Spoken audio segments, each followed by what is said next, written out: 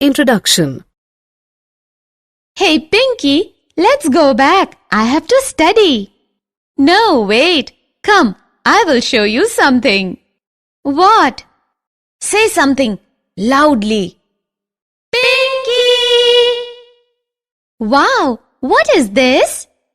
This is called the echo. Echo? Interesting. Yes, echo of the sound. Do you want to know more about this? Yes. Yes, please tell me. Come, today I will tell you everything about sound.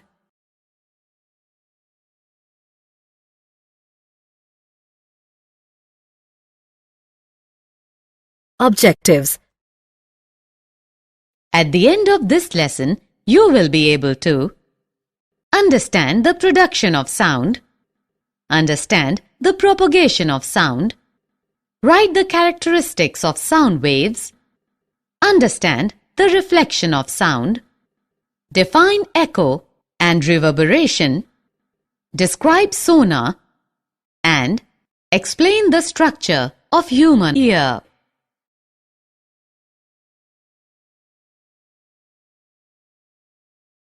Production of sound. Students, we know that sound is a sensation or a feeling that we hear. Sound is produced with a vibrating object. The motion of materials or objects causes vibrations. Vibration means a kind of rapid to and fro motion of an object. Let us look at some examples of how certain sounds are produced. Human voice. The sound of the human voice is produced due to vibrations in the vocal cords. Animal sound. When a bird flaps its wings, a sound is produced. Bees buzz as they fly because of the rapid movement of their wings. Their wings make the air vibrate, producing a buzzing sound. Musical sounds. Musical instruments produce many different sounds in various ways. Some instruments need to be struck by an object in order to produce a sound, while some instruments, such as a harp or a violin, produce sounds when one or more of their strings are plucked, causing them to vibrate.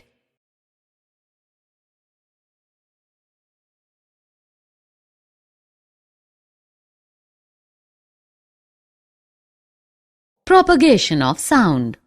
For sound to be generated and heard, it must have three things. They are a source, a medium through which to pass, and a receiver. Let us assume the source is the speaker's voice, the medium through which it is transmitted is air, and the receiver is the listener's ear.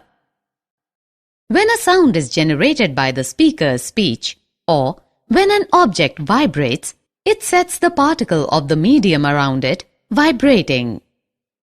The particles do not travel all the way from the vibrating object to the ear. A particle of the medium in contact with the vibrating object is first displaced from its equilibrium position. It then exerts a force on the adjacent particle, which gets displaced from its position of rest. After displacing the adjacent particle, the first particle comes back to its original position. This process continues in the medium till the sound reaches your ear. During propagation of sound in a medium, the particles of the medium do not move forward themselves, but the disturbance is carried forward. So, sound waves are characterized by the motion of particles in the medium and are called mechanical waves. Can you tell the most common medium of sound? Air is the most common medium through which sound travels. When a vibrating object moves forward, it pushes and compresses the air in front of it, creating a region of high pressure. This region is called a compression. And when the vibrating object moves backwards, it creates a region of low pressure called rarefaction. The compressions are region of high air pressure, while the rarefactions are regions of low air pressure. Look at this image. It shows a sound wave created by a tuning fork and propagated through the air in an open tube. These are the regions of compression and these are the regions of rarefaction. Sound needs a medium to travel. As sound is created by the vibration of particles, it requires a medium such as air, liquid, or a solid. But how can we prove that it needs medium to travel? Let's see. Look at this figure. Here, an electric bell is suspended inside an airtight glass bell jar connected to a vacuum pump. As the electric bell circuit is completed, the sound is heard. Now, if we slowly remove the air from the bell jar by using a vacuum pump, the intensity of sound goes on decreasing and finally no sound is heard when all the air is drawn out.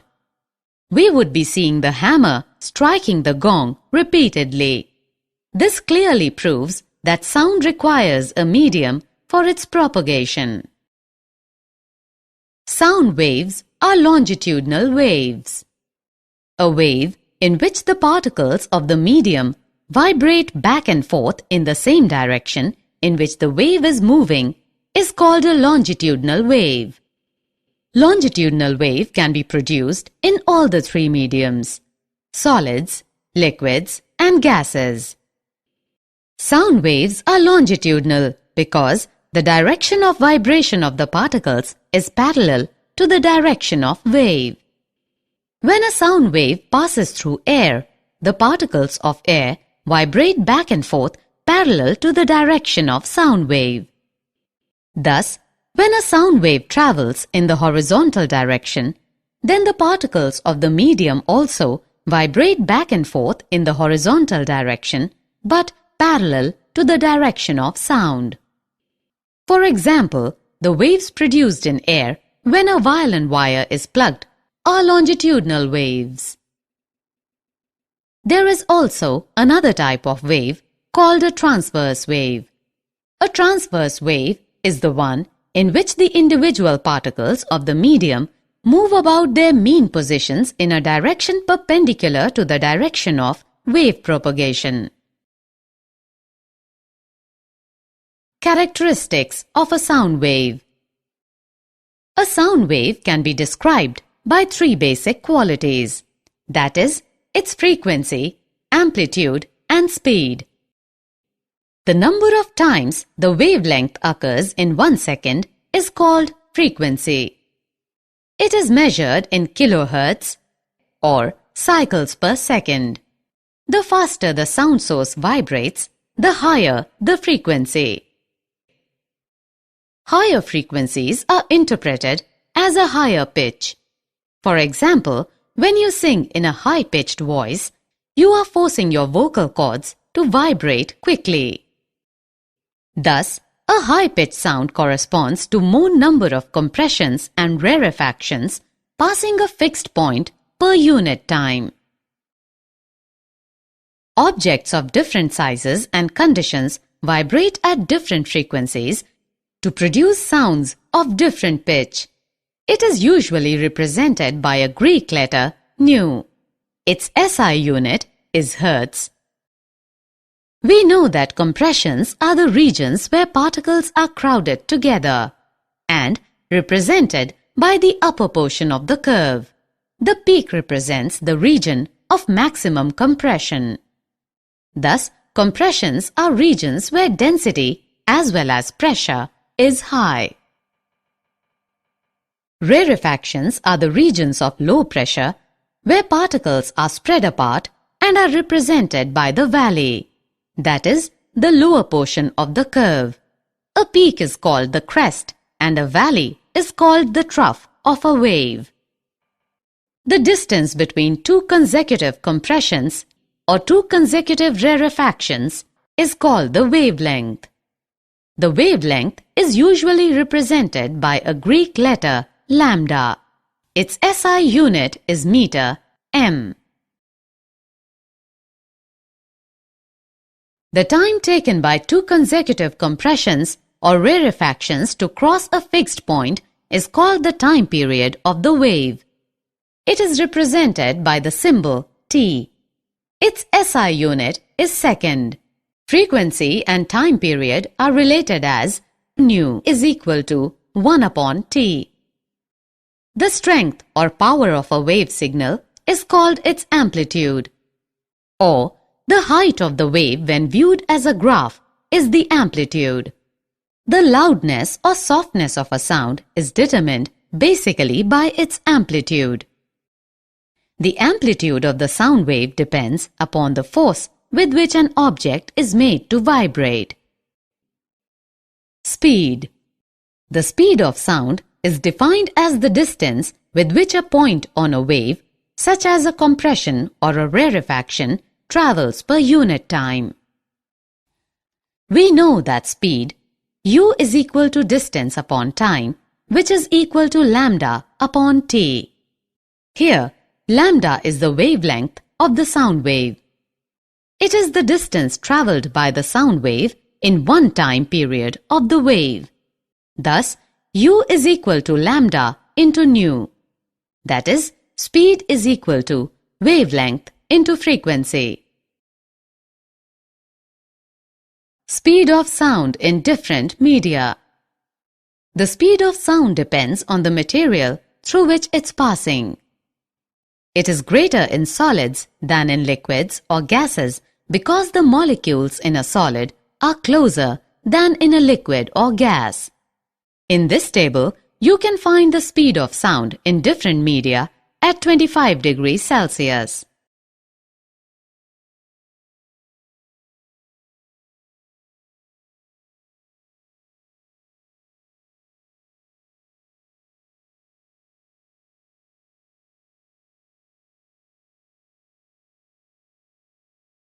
Reflection of sound. Like light, sound also gets reflected at the surface of a solid or liquid. The reflection of sound follows the same laws as for reflection of light. Angle of incidence is equal to the angle of reflection. The incident wave, reflected wave and the normal lie in the same plane.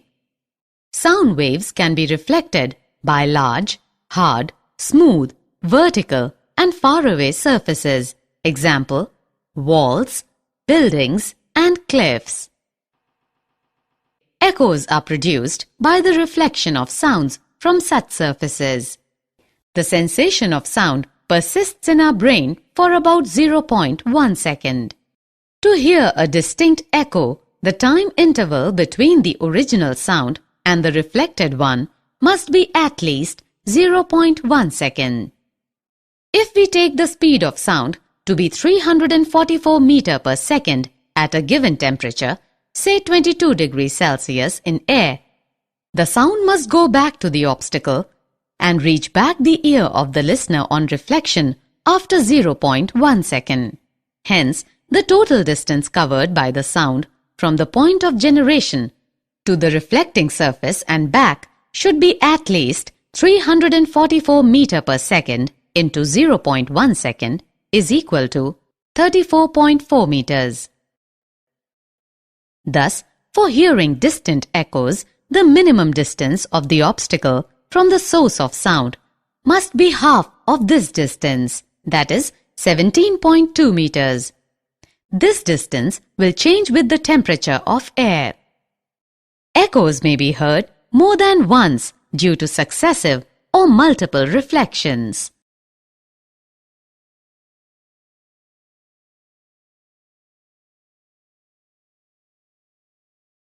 Reverberation. The repeated reflection that results in this persistence of sound is called reverberation. A reverberation is perceived when the reflected sound wave reaches your ear in less than 0.1 second after the original sound wave. For example, a sound created in a big hall will persist by repeated reflection from the walls until it is reduced to a value where it is no longer audible. Let's now solve a problem. A person shouts near a cliff and hears the echo after 5 seconds. What is the distance of the cliff from the person? If the speed of the sound, v, is taken as 300 meters second raised to the power minus 1. Given that the speed of sound v is 300 meter second raised to the power minus 1. Time taken for hearing the echo, t, is 5 seconds. Distance travelled by the sound is equal to v into t, which is equal to 300 meter second raised to the power minus 1 into 5 seconds is equal to 1500 meters. In 5 seconds, sound has to travel twice the distance between the cliff and the person. Hence, the distance between the cliff and the person is 1500 meters by 2, that is 750 meters.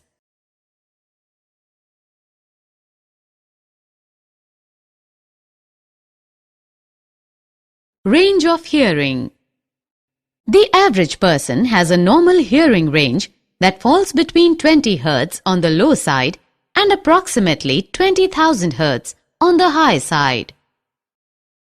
Children under the age of 5 and some animals such as dogs can hear up to 25 kHz. The hearing range of humans gets worse with age. People lose the ability to hear sounds of high frequency as they grow older. Sounds of frequencies below 20 Hz are called infrasonic sound or infrasound. Some animals like whales and elephants produce sounds in the infrasound range. Frequencies higher than 20 kHz are called ultrasonic sound or ultrasound. Dogs can hear some ultrasound, thus a dog trainer can use an ultrasound whistle to call his dog. Ultrasound is even more important for bats because they rely on ultrasound to see the world. Applications of ultrasound. We use ultrasounds in industries and for medical purposes. Ultrasounds are able to travel along well-defined paths, even in the presence of obstacles. The doctors use a high-frequency ultrasound handheld transducer to scan the mother's abdomen. It is generally used to clean parts located in hard-to-reach places, for example, spiral tube, odd-shaped parts, electronic components, etc. Ultrasounds can be used to detect cracks and flaws in metal blocks. Ultrasonic waves are allowed to pass through the metal block and detectors are used to detect the transmitted waves. If there is even a small defect, the ultrasound gets reflected back, indicating the presence of the flaw or defect. Ultrasound is used for echocardiography. In this, the ultrasonic waves are made to reflect from various parts of the heart and form the image of the heart. Ultrasound is also used to break small stones formed in the kidneys into fine grains. These grains later get flushed out with urine.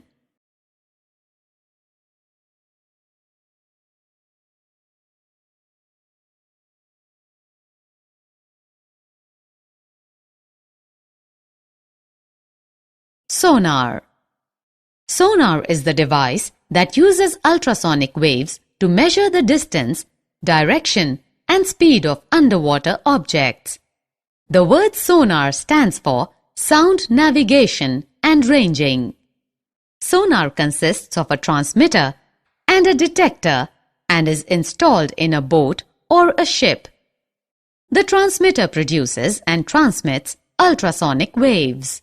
These waves travel through water and after striking the object on the seabed get reflected back and are sensed by the detector.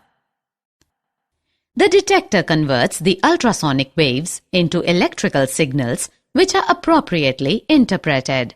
The distance of the object that reflected the sound wave can be calculated by using echo ranging method. Let the time interval between transmission and reception of ultrasound signal be t and the speed of sound through seawater be v. The total distance 2d travelled by the ultrasound is then 2D is equal to V into T. This is the echo ranging method.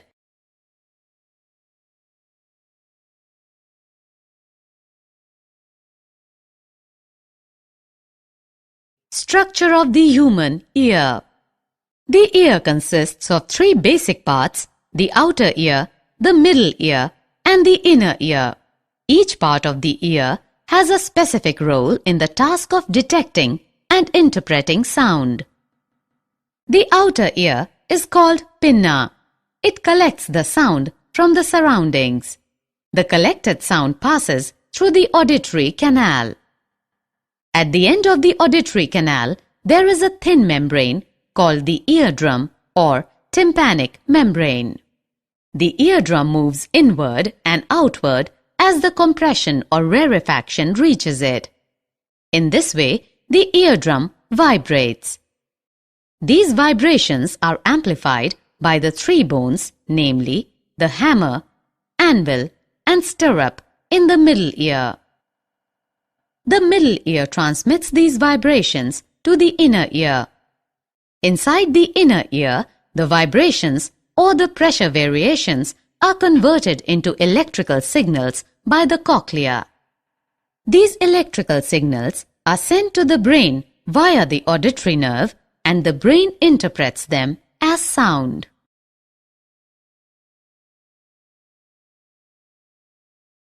Did you know?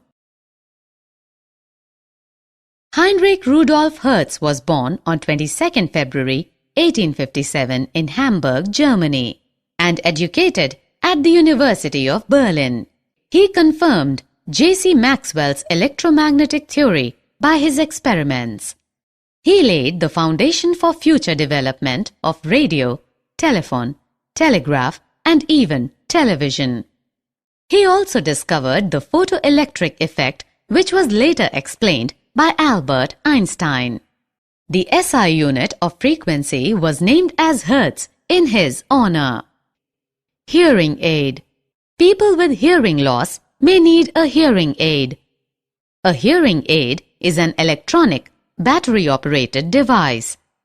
The hearing aid receives sound through a microphone. The microphone converts the sound waves to electrical signals. These electrical signals are amplified by an amplifier. The amplified electrical signals are given to a speaker of the hearing aid. The speaker converts the amplified electrical signal to sound and sends to the ear for hearing. Summary. Let us summarize what we have learned. Sound is produced due to vibration of different objects. Sound travels as a longitudinal wave through a material medium. Sound travels as successive compressions and rarefactions in the medium. Sound cannot travel in vacuum. The distance between two consecutive compressions or two consecutive rarefactions is called wavelength, lambda. The time taken by the wave for one complete oscillation of the density or pressure of the medium is called the time period, T. The number of complete oscillations per unit time is called the frequency, nu is equal to 1 upon T. The speed u, frequency nu, and wavelength lambda of sound are related by the equation u is equal to lambda into nu. The speed of sound depends primarily on the nature and the temperature of the transmitting medium. The law of reflection of sound states that the directions in which the sound is incident and reflected makes equal angles with the normal to the reflecting surface, and the three lie in the same plane. For hearing a distinct sound, the time interval between the original sound and the reflected one must be at least 0.1 second. The persistence of sound in an auditorium is the result of repeated reflections of sound and is called reverberation. The audible range of hearing for average human beings is in the frequency range of 20 Hz to 20 kHz. Sound waves with frequencies below the audible range are called infrasonic, and those above the audible range are termed ultrasonic. Ultrasound has many medical and industrial applications. The sonar technique is used to determine the depth of the sea and to locate underwater hills, valleys, submarines, icebergs, sunken ships, etc.